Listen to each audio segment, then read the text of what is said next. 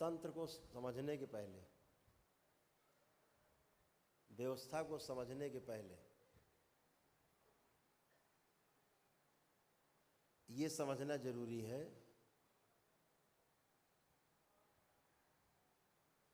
कि भगवान शिव को ये ज्ञान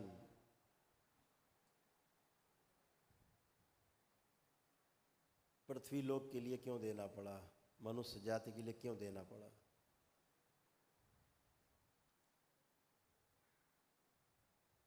एक शब्द आता है लोक कल्याण।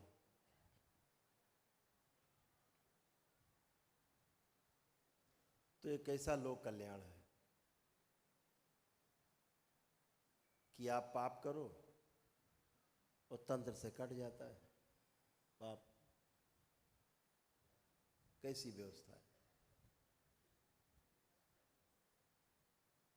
आप कुछ भी पाप करके आओ, गुरुजी भोग, गुरुजी ने काट दिया भोग, आप बच गए भोगने से, आप सजा से बच गए। ये क्या है।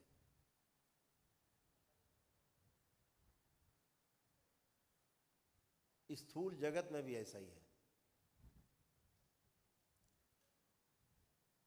कितना बड़ा अपराध किया हो, हत्या किया हो, सबसे बड़ा अपराध तो हत्या ही है। तमाम देश की अदालतें सजा दे देती हैं,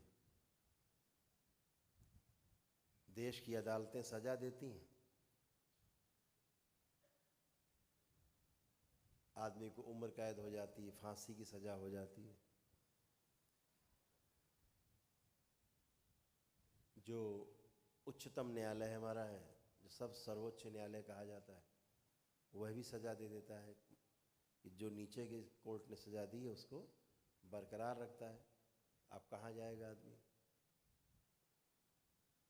और सजा न्यायालय से हो गई है। तो एक जगह बाकी रहती है जहाँ से उसको फांसी की सज़ा से भी बचाया जा सकता है।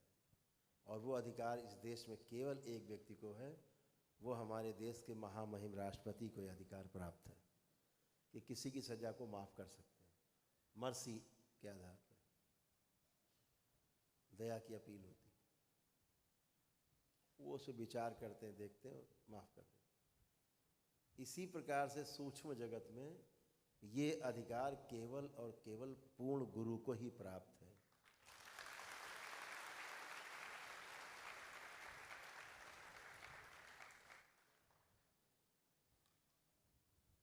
पूर्ण गुरु क्या करता है, आप पे दया करके देखता, अरे ये दुलारा हमारा बहुत प्रेम करता है, इसकी बहुत ज़रूरत है देश को, दुनिया को, तो ठीक है क्षमा करो।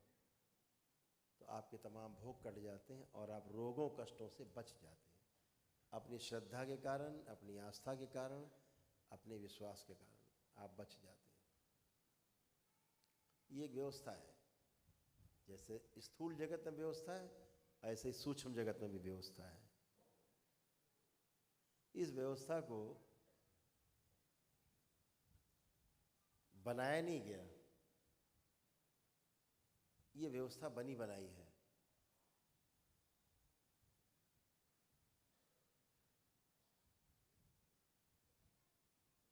जो व्यवस्था बनाई जाती है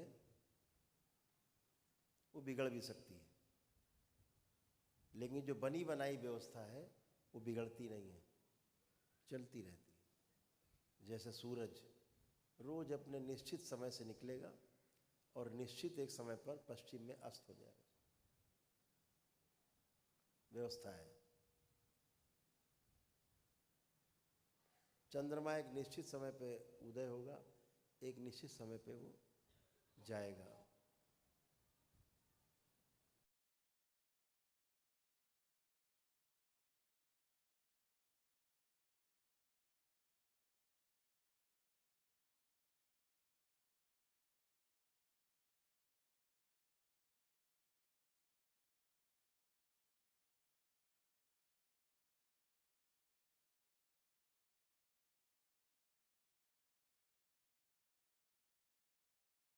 वो एसेंशियल है।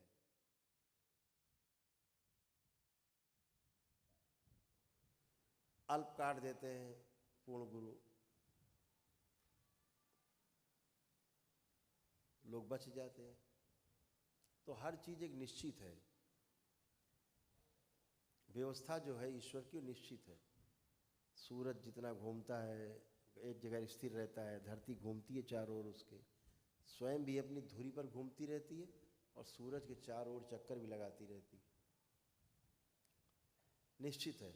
आज से हजारों साल आगे का आप निकाल सकते हैं कि किस दिन सूरज किस समय उगेगा, सुबह उदय होगा, किस समय अस्त होगा।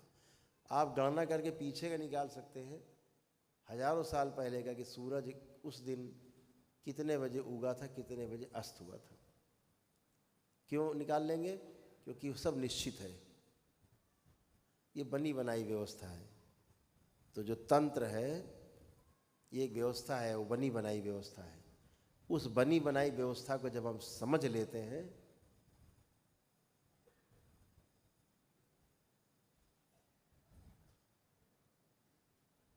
तो फिर हम चीज़ों को अपने अनुसार ढाल सकते हैं।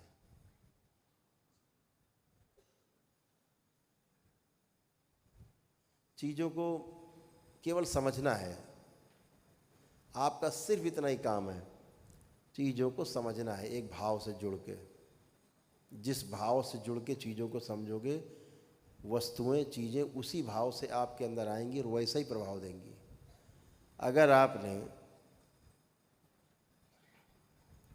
खराब भाव से कोई चीज़ समझने की कोशिश की तो जो एनर्जी आपके पास आएगी वो खराब हो जाएगी। अच्छे भाव से कोई चीज़ समझने की कोशिश की तो जो एनर्जी आपके पास आएगी वो एनर्जी वही है जो खराब सोच वाले के पास जा रही है, और वही एनर्जी वही है जो अच्छी सोच वाले के पास आ रही है। उसके पास आकर के एनर्जी अच्छा काम करेगी। एनर्जी का कोई दोष नहीं, ऊर्जा का कोई दोष नहीं। जनरेटर से बिजली बन रही है, चाहो तो हीटर जला लो गर्म कर लो, और चाहो तो एसी चला लो ठंडा कर लो। अभी तो आपके ऊपर है। वहाँ से तो ऊर्जा वही बन रही है, चाहे पंखा चला लो चाहे कूलर चला लो। आपको तय करना है कि क्या करना है, करना है कि ठंडा करना है।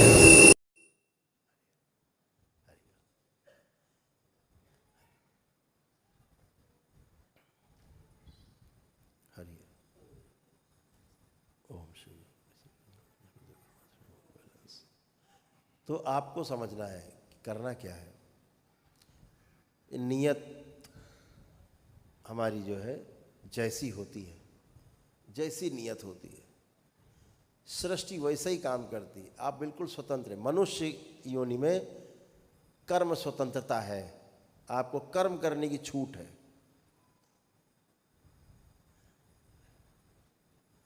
लेकिन भोगने में आप परतंत्र हैं, आप उससे नहीं बच सकते।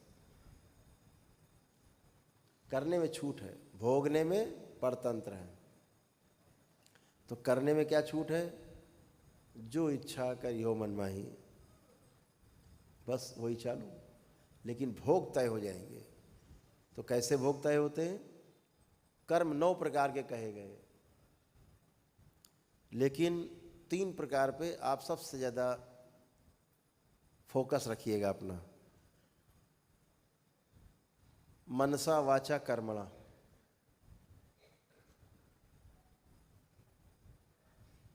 यकृत कारित अनुमोदित, और 3 मिला लो 6 हो गए। भोग ना बने इसके लिए 6 प्रकार के कर्म तो आप जोड़ ही लो, ज़्यादा अच्छा है। 3 कम हो जाएंगे, 6 जोड़ो। मनसा वाचा कर्मणा और कृत कारित अनुमोदित। मनसा मतलब मन में सोच भी लिया कि कल इसको मिल जाए तो इसका ये कर देंगे, भगवान कह रहे ये मर जाए, ऐसा आ गया भाव, आपका भोग तय हो गया। मन में आपने सोचा, केवल आपने सोचा कल इसको तो हम मारेंगे पटक के, कुछ भी हो जाए।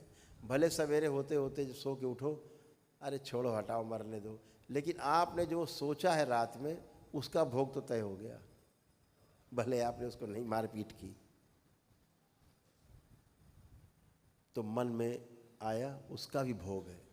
वाचा बोल दिया तो भी भोग, जब मन में सोचा उसका आ गया तो आगे तो बहुत भोग है। कर्मणा कर दिया, हाँ, तो वही भोग है। और कृतकार्यता अनुमोदित, अनुमोदन कर दिया किसी का, किसी ने कहा उसको जाके तो आज मार ही देंगे, तो आपके तो बहुत अच्छा है, मारो साले बदमाश है, आपने बोल दिया, आपका ही भोग तय हो गया उसके साथ में। या कोई मार के आया किसी को, उसने कहा तो इसको साले को कूट आए, बहुत लूट लाए इसको, आपने कहा बहुत अच्छा किया, वो आपका ही भोग साथ में तय हो गया, अनुमोदन कर दिया आपने, है? या किसी से करा दिया, बुला के जाओ, हम तो नहीं, हमारा चेहरा आ जाएगा, तुम जाओ ये कर डालो इसको, कर दिया, आपका भोग तय हो गया। यही तंत्र में है, आप अगर किसी का बुरा करते हो तो फिर आपका भोग तय हो गया। माँ किसी को सुधारने के लिए, बच्चे को सुधारने के लिए थप्पड़ मारती है, उसका भोग नहीं बनता, वो सुधारने के लिए प्रयास कर रही है। तब कैसे करती थी यशोदा मैया, बांध देती थी भगवान श्री कृष्ण को, ओखली में बांध देती थी, पेड़ में बांध देती थी, शरारत करते थे वो, उससे भोग थोड़ा ना बन गया, वो तो सुधारने के लिए करती थी कि अपने लाला को कैसे हम जो है सुधारें, और लाला है कि सुधरने का नाम ही नहीं लेते थे, तो कुटते पीटते रहते थे, अपनी लीला करते रहते थे, तो उससे भोग नहीं बनता। आप किसी को सुधारने के लिए कोई प्रयास कर रहे हैं, कोई टीचर है, हाथ लाल कर देता था बचपन में, तो उससे भोग नहीं बनता है, क्योंकि आपके भलाई के लिए कोई प्रयास कर रहा है। सबसे बड़ी चीज़ है कि नियत, नियत क्या है, ये बड़ी चीज़ है। एक आदमी लूट रहा है किसी को, लूट के गोली मार के लूट लेता है, छुरा मार के, उसका भोग बन गया। लेकिन वहीं एक आदमी, एक पुलिस वाला या कोई अच्छा आदमी, वो गोली मार के बदमाश को मार देता है, बचा लेता है किसी महिला को, उसको सरकार पुरस्कार देती है। सूक्ष्म जगत में भी उसका भोग नहीं बनता, उसकी नियत है, बचाने की नियत थी। जहाँ बचाने का काम करते हैं उसमें कुछ होता है, सेना हमारी है, फौज हमारी खड़ी है सीमाओं पर, कभी युद्ध हो, बाबा कह रहे कि युद्ध नहीं हो, फिर भी कभी युद्ध होते हैं, पागलों के कारण हो जाते हैं, तो गोली चलाने वाले इधर से सैनिकों को कोई भोग नहीं बनता, किसी को भोग नहीं बनता, अपने देश की रक्षा कर रहे हैं, इसलिए भोग नहीं बनता। भाव, नियत है, तो आपकी जो नियत है, नीति है, वो ज़्यादा मैटर करती है। यही तंत्र में है। आप बचाने का काम करते, बचाने में कोई संहार हो रहे हैं, दिन भर करते रहते हैं बैठे बैठे, रोजे हो जाते हैं, लाखों करोड़ों की संख्या में संहार, उसका क्या करेंगे, भोग थोड़े ना, उसका पुण्य है, वो पुण्य है। कोई आदमी मर रहा है, डॉक्टर बचा रहा है, तो पुण्य है ना उसको, नहीं वो तो अपराधी है, उसको नहीं बचाना चाहिए। डॉक्टर तो डॉक्टर है, वो तो इलाज करेगा, अपराधी हो, चाहे वो जज साहब हो, चाहे अधिकारी हो, चाहे नेता हो, चाहे सामान्य व्यक्ति हो, वो तो धर्म है उसका बचाना। तो ऐसे बचाने वाला बड़ा है, माना गया है, उसका भोग नहीं बनता बचाने में। तो हम सबसे, वो दरबार आपसे अपेक्षा रखता है कि आप उसी वाले कालम में रहें, सोच विचार में। हमें रक्षा करनी है सबकी, हमें अच्छा करना है सबको, और हमें सबको ऐसा ही बनाना जैसे आप बनना चाह रहे हो, ये भाव रखना है। तो भोग बनने के बजाय आपका पुण्य बढ़ता है।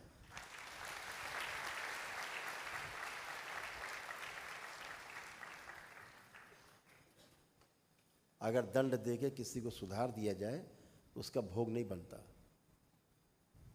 उसका पुण्य बनता है। दंडित किया किस भाव से कि सुधारना है इसको, तो उसका भोग नहीं। यही छोटी छोटी चीज़ें ध्यान रखनी है, क्योंकि एक व्यवस्था है, ये पूरी व्यवस्था को समझ के जीने में सुख ही सुख है, और व्यवस्था को बगैर समझे जीने में दुख ही दुख है। क्योंकि पता नहीं होता अचानक से कौन सा ऊपर से फाट पड़ा, ऊपर से क्या फट गया, आके चला या गिर गया अचानक ही, उसकी कल्पना नहीं किया आपने, समझा नहीं किसी चीज़ को। जीवन में दो चीज़ें हैं, किसी भी काम को करने के पहले दो चीज़ें आवश्यक है। पहली क्या है कि हम जो भी करने जा रहे हैं उसके बारे में विचार जरूर करें। जीवन में क्या विचार करना है? दो चीज़ों पे, दो प्रश्न हैं आपके पास। कुछ भी करने जाएं, दो प्रश्न आपके पास है, उनका वो जरूर अपनी जेब में रखना। कुछ भी करने जाओ, पहला प्रश्न निकाला, वो प्रश्न क्या है? क्यों? क्यों करना है तुम्हें? ये समझ लो अच्छे से, क्यों करना है। बिना समझे क्यों करना है, कहाँ लग जाते हैं? कैसे करना है, इसी में लग गए। कैसे अमीर बनना है? भाई अमीर क्यों बनना है तुम्हें, पहले तय कर लो, क्यों अमीर बनना चाहते हो? कौन सा तुम्हें सुरखाब के पर लगाने, किस लिए अमीर बनना है तुम्हें, ये तो पता लग जाए। किस लिए तुम्हें कागज पत्तर अपने बैंक में रखने हैं, तुम्हारे पे टेंटे भी नहीं रहेंगे, बैंक में रहेंगे। रात में पता लगे फरमान जारी हो गया, बोले क्या हुआ? बोले नोट बंद हो गया, 2000 का काम खत्म है। चलो ये तो गवर्नमेंट संभाल लेती है, बंद करती, उसकी व्यवस्था बनाती है। अभी 2000 का नोट बंद हुआ तो किसी को कष्ट नहीं हुआ, बंद कर दिया बड़े आराम से गवर्नमेंट ने, बड़े आराम से सब कुछ हो गया, कहीं ची चा नहीं हुई। लेकिन बैंक का फेल हो जाए सवेरे, पता लगे बैंक में घोटाला हो गया, बैंक का फेल हो गया, आप क्या करोगे? अब बैंक का फेल हो गया, आपके नोट गए। क्यों? बैंक में नियम है, आपका अगर 1 लाख जमा है तो बैंक आपको 1 लाख देगी, 1 लाख गारंटी है। लेकिन अगर आपका 1 करोड़ जमा है तब भी आपको 1 ही लाख मिलेगा, 99 लाख गया। चाहे जितना जमा हो 1 ही लाख मिलेगा। आप कुछ राशि बढ़ाइए, शायद 5 लाख को जैसे कर दी, शायद है ऐसे की 5 लाख के आसपास, उससे ज़्यादा नहीं मिलेगा, काम खत्म, जो था सब खत्म हो गया। अब बताइए काहे के लिए इकट्ठा किया था कूड़ा कबाड़?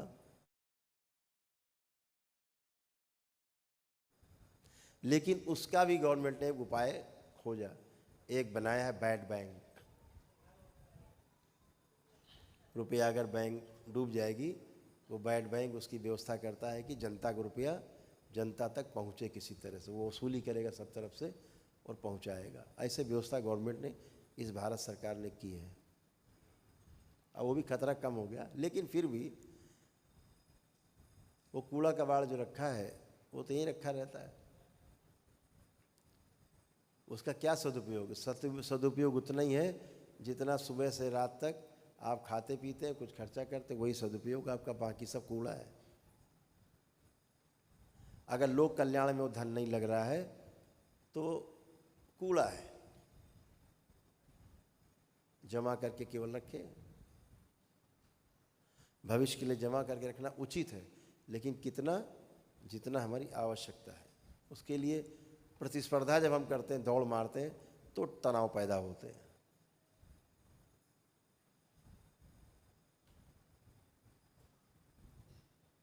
तो हम जब चारों तरफ हाथ पैर मारते हैं तो उसके पहले ये सोच लें कि क्यों करना है। कार लेनी है, कौन सी लेनी है? साहब जो 5 करोड़ की आती वो कार लेनी है। काम तो वही काम 10 लाख में भी हो जाएगा कार में, 5 करोड़ की क्यों लेनी? क्यों का उत्तर आना चाहिए आपके पास। जब क्यों का उत्तर आ जाए तो दूसरा प्रश्न आता है, फिर कैसे?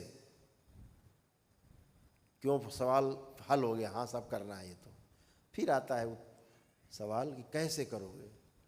फिर कैसे करते हैं, हाउ, तो फिर उसके लिए प्रयास, ऐसे प्लानिंग करते हैं, ऐसे करेंगे, वैसे करेंगे, इसको जोड़ेंगे, उसको घटाएंगे, ऐसे कर लेंगे। हम लोग क्या करते हैं अभी, क्यों पर तो जाते ही नहीं हैं। पड़ोसी कार ले आया, बस आपकी बत्ती जलने बुझने लगी घर में, लुप लुप जलने लगी। पता लगे पत्नी कह रही, बता तुम आप इतना कमाते हो, क्या करते हो तुम, देखो बगल वाला ले आया है, तुम मोटरसाइकिल पे चल रहे हो भी। अब बस क्यों चाहिए कार, इसका पता नहीं। पति पत्नी है, मोटरसाइकिल क्या हो सकता है, ऑफिस जाना, ऑफिस से आना है। अब बगल वाले को देख के अब हमें भी कैसे लानी है, क्यों मैं विचार ही नहीं करना, कैसे लानी लग गए, ले आए लोन वोन करके किसी तरह से बेचारे भर रहे EMI। रोज़ पेट्रोल का खर्चा बढ़ गया, अब एक ब्याज भी बढ़ गया। कार लाए थे पता लगे 10 लाख की, अगले ही दिन बेचने जाओ तो 8 लाख की है वो, शोरूम से निकाल लो, घट गई। तो जब बगैर सोचे समझे करते हैं कोई काम तो आगे दुख मिलते हैं। तो पहला प्रश्न है कि क्यों, उसके बाद आता है कैसे करना है। तो जीवन में इन 2 चीज़ों को हमेशा याद रखना है।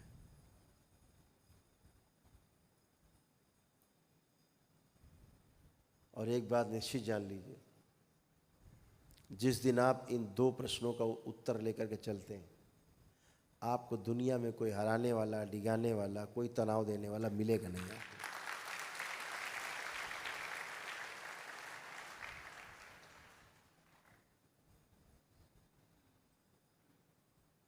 पूरी सृष्टि में समझने के लिए बहुत कुछ है, लगता है क्या क्या समझोगे, लेकिन जिस तरफ आपने कदम बढ़ाया है तंत्र को समझने के लिए, जिस दिन तंत्र को समझ जाओगे उस दिन बाकी कुछ समझने नहीं जाना पड़ेगा। आंख बंद करोगे वो सब समझ में आ जाएगा, जिसकी तरफ ध्यान लगाओगे वही समझ में आ जाएगा, यानी सब समझा हुआ रहेगा। कुछ भी समझने के लिए नहीं जाना है, यहीं बैठे बैठे समझो, सब कुछ देख लो।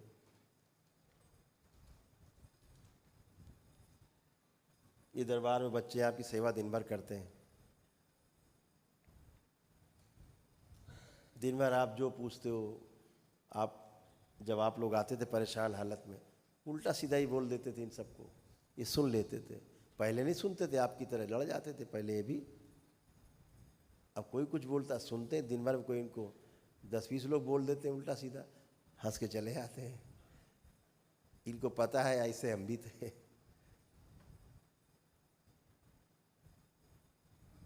हमसे बताते हैं, कभी दुखी हो जाते हैं, गुरुदेव उसने ऐसा बोला, तो हम दिखाते हैं इनको कि देखो किसने बोला। जो बोला वो तो, जिसको समझ रहे वो तो अंगूठे में बंधा हुआ है, जो बोल रहा है वो गंदगी है, उसका काम ही यही बोलना गंदा गंदा।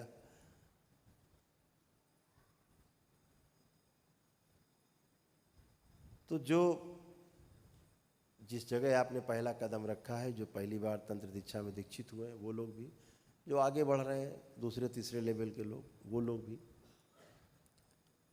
ये बच्चे जब आंखें बंद करते हैं ना, सीधे ब्रह्मांड की यात्रा करते हैं, सीधे आंख बंद विचरण करते हैं।